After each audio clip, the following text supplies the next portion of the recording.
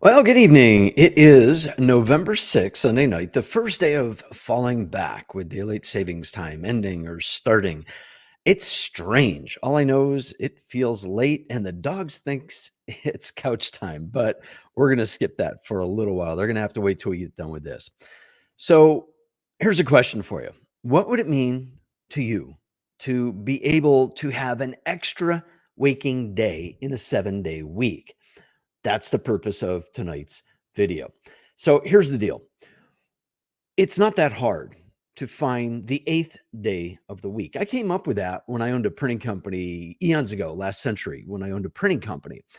And one of the problems we have with a printing company is we would have weeks that we were buried in work.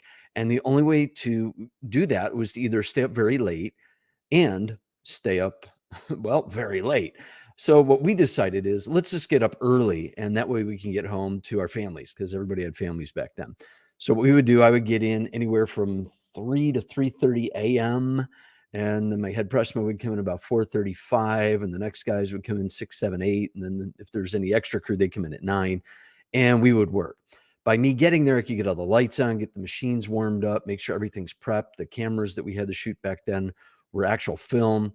So we had a specific task that we had to do. And the only way to do that without bogging down the entire day was to get up early. And that's where I came up with the day that I called Someday. It was between Sunday and Monday. And it was actually 7, 8 extra hours a week by getting up early. So here's the deal.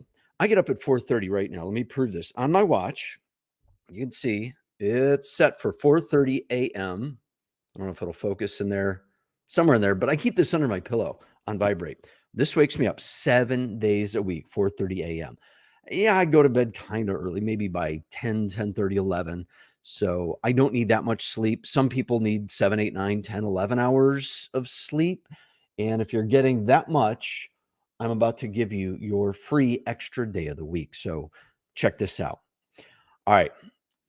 On day number one, for week number one, okay? Day one, week one. I want you to set your alarm clock 10 minutes earlier than you normally get up at. Now, this is assuming you get up the exact same time every day. If you're not, I want you to pick a time. Let's just say 7 a.m. Okay. Some of you might be 8 a.m., but I'm going to go with 7 a.m. I want you to start getting up at 6:50 a.m. That's just 10 minutes. Okay. 10 minutes is not that much. Even if you go to bed at midnight, that's still not going to kill you throughout the day. 10 minutes is not that much, but you have to do this consistently 7 days a week. Now, here's the thing. This thing goes off. I touch it. It's a smartwatch. I grab it. It goes off. I am rolling out of bed and get my feet on the floor and leaning forward into the day. And if you check out any of the videos on this channel, you'll know there's two things that can happen. One is you take a step forward and you have a really good day. The other is you face plant. Don't face plant, take the step. After the first week, 10 minutes will be nothing. You'll actually start looking forward to it. Now, what can you do in that 10 minutes? Light exercise, take your time having coffee. If you've got laundry to start doing, cleaning, whatever it is, 10 minutes. I know it's not a lot of time, but it's again, this is the first step. This is the baby step to get going. In week number two, on day one, all right, week two, day one, I want you to set your alarm clock 10 minutes even earlier. So last week was 6:50. This week it's going to be 6:40. It's a whole 20 minutes early. Don't think it is 20 minutes in your head. It's only 10 more minutes. Okay. So that way the adjustment's small. Now, 20 times 7 is what? 140. That's 2 hours plus that you're going to have of extra free time. All right. Again, it's a lot of extra time. Now, 20 minutes, what can you do with that? A lot. Now you have time. You can go through emails, anything that you got to check online, but don't get stuck down the rabbit hole just doing that. Do things that are productive. Exercise. All right. Even 5 to 10 minutes of exercise in the morning is a great way to wake up, whether it's stretching, doing push ups, sit ups, something, even a quick jog, running in place, going up and down stairs if you have them. Do something that's productive. Third week, day one. I want you to get up now a half hour early. 30 minutes times 7, 210 minutes. How many hours? Do some math, right? It's a little over 3 hours. It's 3.5 hours of extra free time you get per week.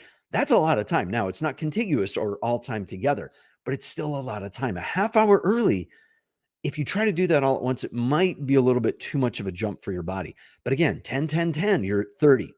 Do that for 3 weeks, consistently, 7 days a week. Now, week 4 and 5, I want you to add even more time to that. And what I want you to do is get up to 1 extra hour per day, and you won't even realize that it's an hour early, and your body will become adjusted to it. And you'll get to a point where you'll actually start waking up early. And this is a really, really good thing to do. 7 days, 1 hour, 7 hours. That's an entire working, waking day, not including lunch. For those of you that take lunch for an hour, my lunch is usually a banana that takes all of 49 seconds. I'll time it tomorrow, but I think I eat a banana about 49 to 50 seconds. That's my lunch. Okay. I don't do hours. Hour lunches to me are for people that work really hard, or you're really doing hard things. For me, teaching is not that hard. I love teaching. Teaching is like breathing. No problem for me. So get up to that 7 hours a week, 1 extra hour early. If you want, some variations are the first week, do 15 minutes per week. So after 4 weeks, you'll be at that full hour. If you want to be a little more aggressive and you really need to start doing this immediately, do 20 minutes. Okay. Within 3 weeks, you'll be at that hour. If you really need a massive change, you can try the 1 hour. The trick is get up out of bed. Don't complain about it. Just go, yes, I'm up. I've got a full hour. And then the trick is don't waste it. Be productive.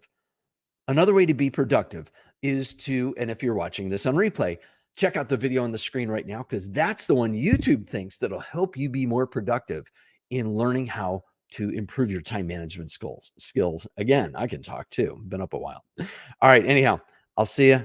Have a great night.